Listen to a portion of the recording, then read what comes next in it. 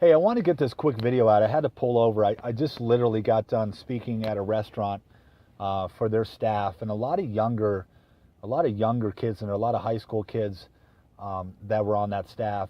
And listen, one of the things that I find so interesting is I haven't been in school for a long time, so I don't know, and I was not a good student. But some of the things that I feel that we're lacking on teaching our kids are some of the basic stuff that are in, simple statements that I was telling them. For things to change, you have to change. For things to get better, you need to get better. That you can really, depending on what your situation is, what it is, you can make a difference. You don't have to be maybe like your parents are. You don't have to go through life just thinking that this is all that it is, or you just go to school, get a college degree, and then get a job, and that's it. Understanding, teaching them that, the quickest way out of their situation, what they may be feeling, is to work hard, to give that extra effort, to work harder than anybody else does, and that's the quickest way to do it, as opposed to kind of just getting by and just coming to their job and and just doing it just because their parents told them they got to go get a job, or whatever it is. I think it's very interesting. There's a lot of kids that are in tough situations now. I let them know that I didn't come from a tough situation. My mom was divorced four or five times. I remember growing up and having all these different men in and out of my life. I remember police involvement. I remember several times sitting at the dinner table and fights break out, and plates getting smashed on the table, and food getting scattered, and everybody kind of heading their separate ways, and just crazy stuff. I shared with a lot of you guys before that my mom was diagnosed with cancer when I was about 13, and it was just me and her, and I remember it was about a year and a half, 2 year process with me listening to her cry herself to sleep in the other bedroom because the tumor was getting so large and it was so much pain, to where eventually one morning she came out, walked out to me, and died in my arms, said she loved me, and then she literally died, and I had to lay her down right there. My father in his situation isn't doing as well as I would like.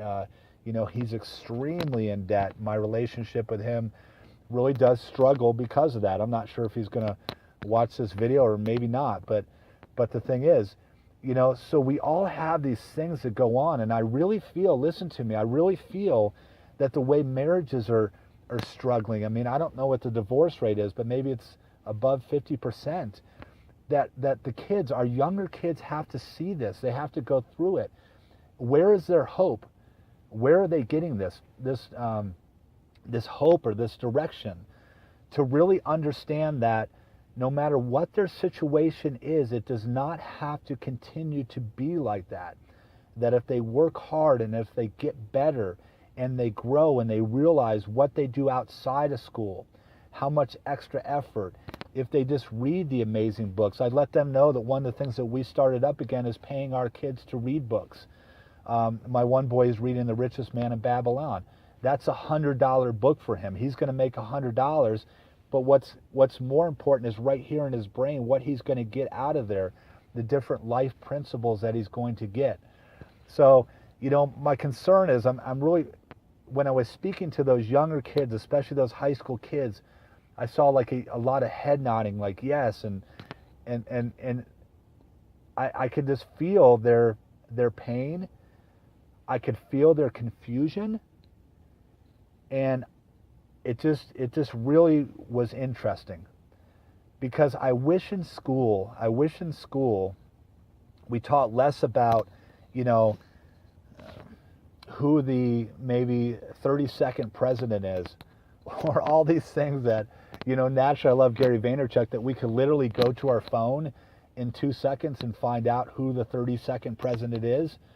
That we're learning all these things that I understand that maybe the basics that we kind of need to learn, but we're missing out on teaching them life skills.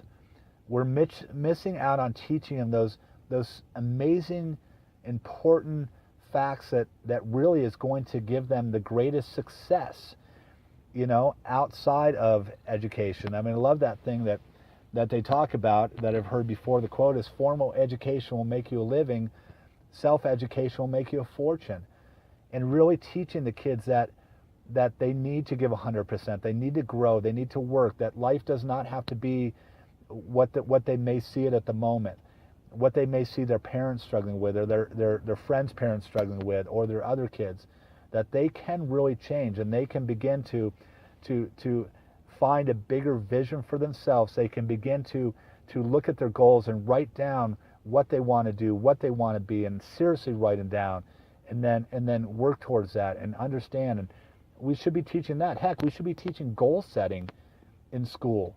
I don't know why we're not doing that. Is there not a class for goal setting and basic things that, I mean, it's just crazy. So anyways,